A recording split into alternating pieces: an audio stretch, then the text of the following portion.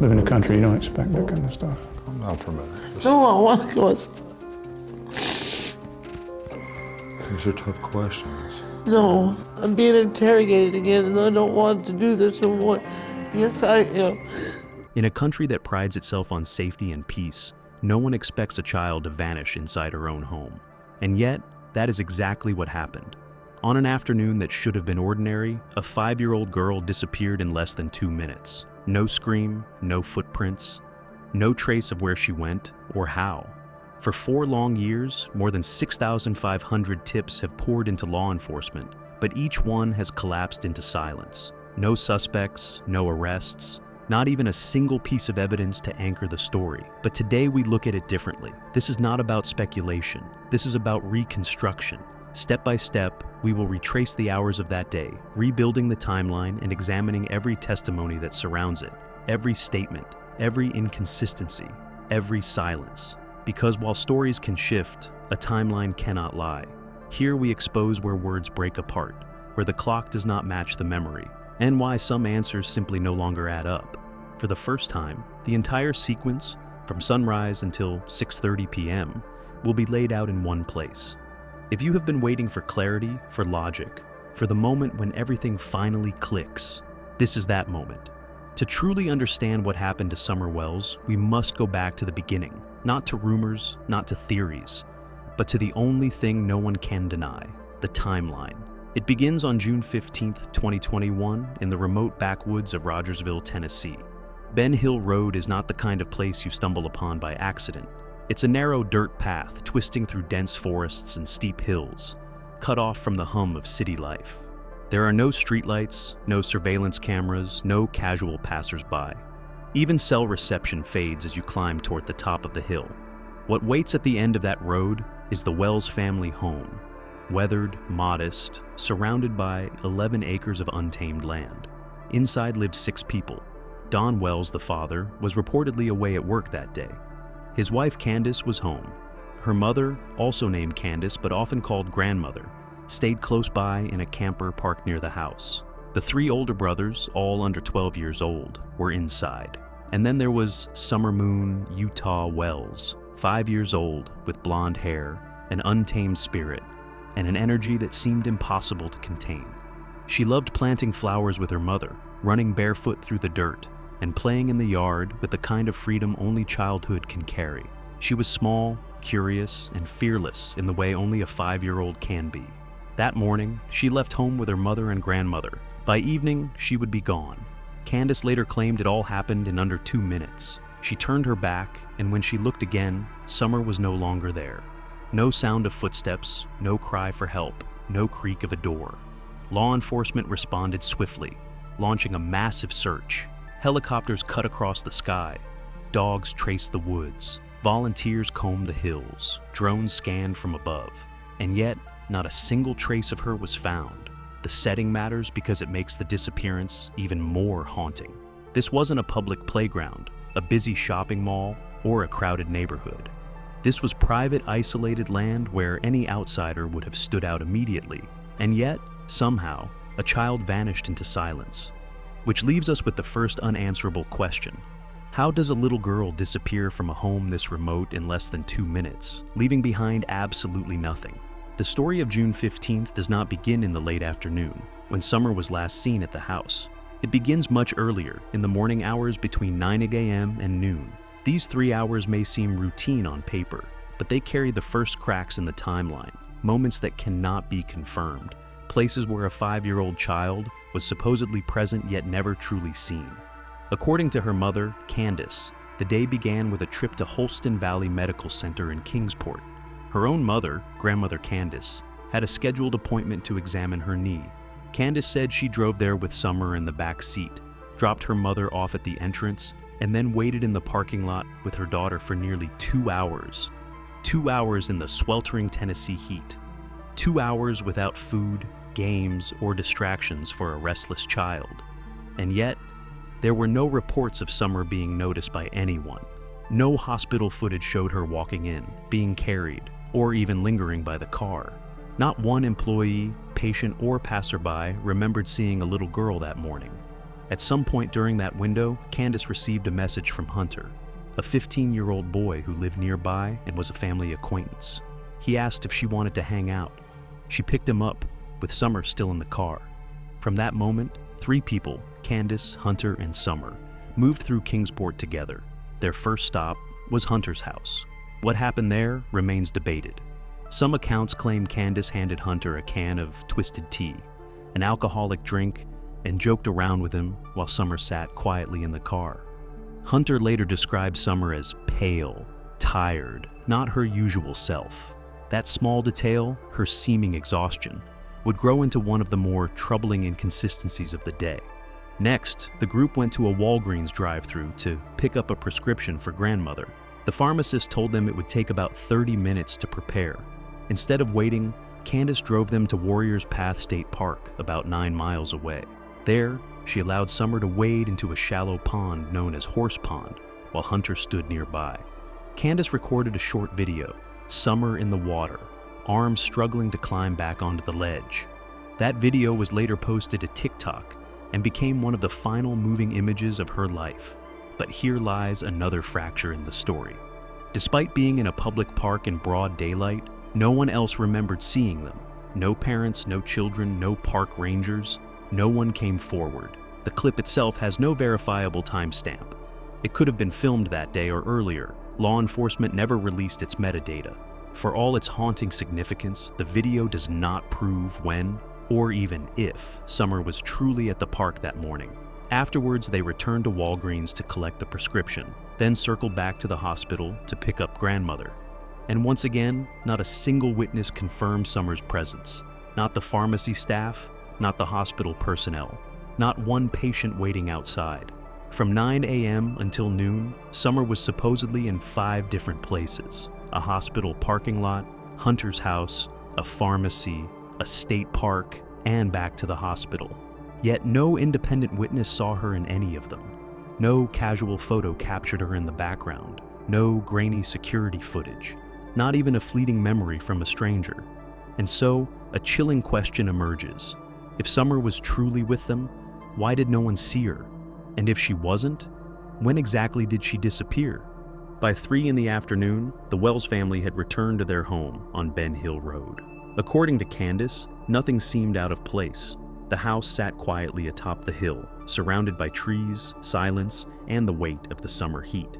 What came next, in her account, was nothing more than an ordinary chore, yet it would become the last known moment of Summer's life. Candace and her mother, Grandmother Candace, began working near the camper, parked about 20 feet from the main house. They were planting flowers, or at least that was the story. Candace said Summer was with them, helping in her own small way. At one point, Grandmother reportedly gave Summer a piece of candy. Then, according to Candace, Summer asked to go back inside to be with her 3 older brothers. Candace told investigators she walked her daughter to the front of the house, watched her climb onto the porch, and saw her step through the front door. Inside, the boys were watching videos in the living room. Satisfied, Candace returned to the camper to assist her mother, who was dealing with knee pain. She said she was gone for only 2 minutes. When she came back and called for Summer, there was no answer. Summer, who always responded when her mother called, was gone. The details may sound simple, but cracks begin to appear under scrutiny.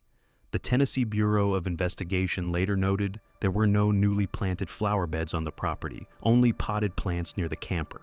Was it a slip of the tongue, or a detail that didn't match reality?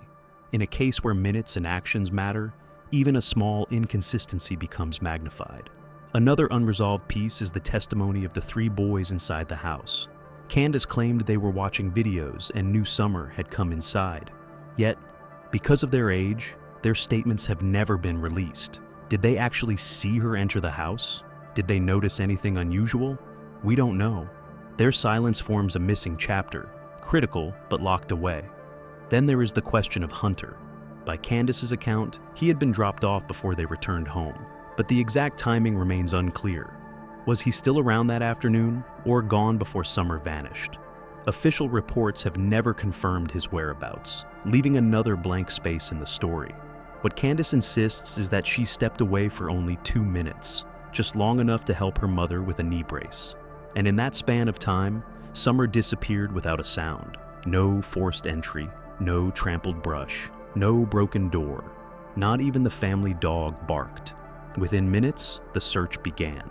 And within minutes, confusion replaced certainty. From 3:00 to 4 p.m., Summer Wells was seen by no one outside her family. What happened in those 60 minutes depends entirely on memory. And memory, as investigators know, bends under the pressure of fear. As the afternoon slipped toward evening, the Wells home appeared undisturbed from the outside. Children inside watching videos, adults moving back and forth between the camper and the house. According to Candace, nothing felt out of place until sometime after 6 o'clock, when she realized her daughter was gone. But there is another piece of the story, one that threatens to shift the timeline entirely. Around 5:30 p.m., nearly an hour before Summer was officially reported missing, a neighbor named Jody Sue Brown claimed she heard something unusual. She lived just down the hill from the Wells property and said she had been sitting on her porch when a sound pierced the quiet. It was high-pitched, sharp, something she could not explain. Her teenage children, also outside, said they heard it too. To them, it sounded like a scream, brief, intense, and then gone. At the time, Jody Sue dismissed it. She did not call 911. She did not walk up the hill. She didn't think it was dangerous. But when she later learned Summer had disappeared, that sound replayed in her mind with terrifying clarity. She told law enforcement she was certain of what she heard, and that it happened around 5:30 p.m. If true, it would mean something happened to Summer earlier than Candace's timeline suggested, perhaps even before panic had set in. Law enforcement did not agree. The Hawkins County Sheriff's Office and the Tennessee Bureau of Investigation interviewed Jody Sue and her children several times, but ultimately concluded there was no evidence to connect the scream to Summer's disappearance. No additional neighbors reported hearing anything. No trace of struggle was found near the woods. No sign of movement in the area. Officially, the scream was set aside. Yet outside the investigation, the scream took on a life of its own. For some, it became the pivotal moment, a cry for help that was missed or ignored. For others, it was nothing more than a distraction. Another variable in an already confusing case. The problem, of course, is that sound is subjective. In a rural landscape, echoes bounce unpredictably. Bird calls can mimic cries. A child's shout can vanish into the trees. Without a recording or multiple unrelated witnesses, there is no way to prove what was heard, or if it had anything to do with Summer at all. Still, the timing lingers. Candace has always said she noticed Summer missing around 6:30 p.m. when the 911 call was finally placed. If Jody Sue's account is accurate, then whatever happened to Summer may have begun at least 30 minutes earlier, hidden within a window no one in the Wells household has ever fully explained. This is the paradox of the scream. Unverifiable, fleeting, unresolved. A sound that may have been everything or nothing at all. And just like the disappearance itself, it leaves us with more questions than answers. By 6 p.m., the weight of the day was beginning to shift. According to Candace, she walked back toward the house after helping her mother near the camper, expecting to find Summer inside with her brothers. But when she called for her daughter, there was no reply. She asked the boys, and they reportedly told her Summer had gone downstairs to play. Candace opened the basement door, called again, and descended the stairs. Summer was not there. Panic set in. Yet a critical gap clouds this moment. The 911 call was not placed until 6:26 p.m., leaving at least 20 minutes unaccounted for. During that window, there are no known calls to neighbors, no texts retrieved, no witness testimony describing a frantic search. Law enforcement would later arrive at a home that was eerily quiet. No chaos, no clear direction, just silence. This is where the first major theory emerged: abduction. Don Wells, Summer's father, became its strongest voice. He argued that an intruder had entered through the basement door, taken Summer, and vanished down the hill into the woods. The door, he said, was often left unlocked, and it led to a small trail that connected to a gravel road. From there, a vehicle could have waited. To Don, this was the only explanation for how his daughter could have disappeared in minutes without leaving a trace. But the theory falters under scrutiny. For an abduction to occur, someone would have had to approach the home unnoticed in broad daylight, slip past the family dog without triggering a bark, enter through the basement door silently, and carry a 5-year-old child back out. again without sound, struggle, or disturbance. Investigators found no fingerprints on the door, no signs of forced entry, no disrupted furniture, no fibers or physical trace to suggest a stranger had been there at all. Tracking dogs initially picked up Summer's scent near the basement and followed it down the hill. But then, just as suddenly, the trail stopped at a bend in the dirt road. Dawn believed this was proof. Summer had been placed in a vehicle and driven away. Yet handlers cautioned that scent trails can be disrupted by wind, water, or heavy foot traffic. By the time law enforcement arrived, volunteers and family members had already walked the property, potentially contaminating the ground. Another layer of intrigue came with reports of a red pickup truck, a maroon Toyota Tacoma with a ladder rack and white buckets in the bed, seen in the area around the time of Summer's disappearance. Law enforcement made a public appeal to identify its driver, but months later, no connection was ever established. The driver was never named a suspect, and the vehicle was eventually regarded as unrelated. The abduction theory remains emotionally powerful because it offers an external answer. It shifts blame outward, away from the family, and into the realm of strangers lurking in the woods. But the absence of evidence makes it increasingly implausible. A door left unlocked does not mean it was used. A missing scent does not prove a car was waiting. And the silence surrounding that 20-minute window speaks louder than any unproven theory. By the time officers arrived, the moment had already passed. Whether Summer wandered off, was taken, or something else entirely occurred, the truth of those 30 minutes remains locked in memory alone. And memory, as we've seen, bends. As investigators dug deeper, attention began to shift toward the people closest to Summer, the ones who were there in those final hours, yet have remained largely silent ever since.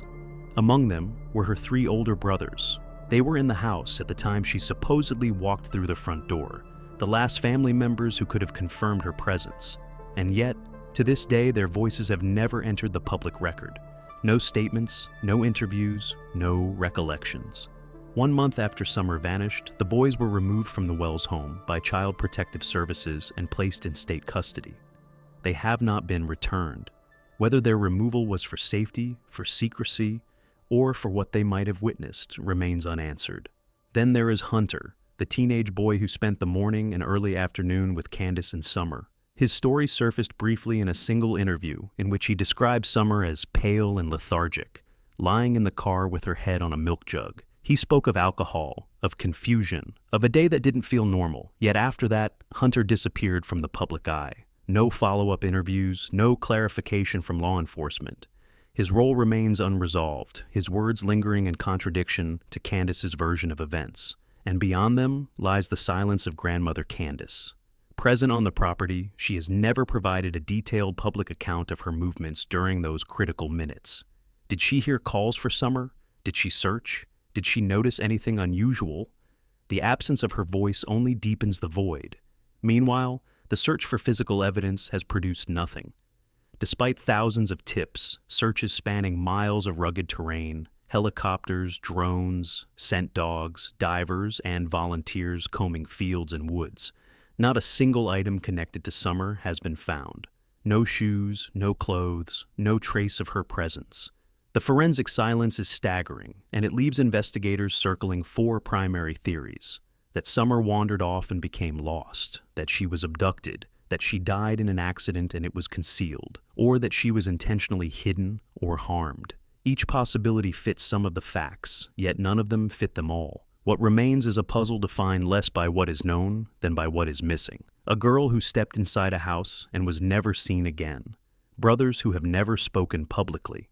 A grandmother whose account is absent. A teenager whose words contradict and then vanish. And a timeline that collapses under its own weight.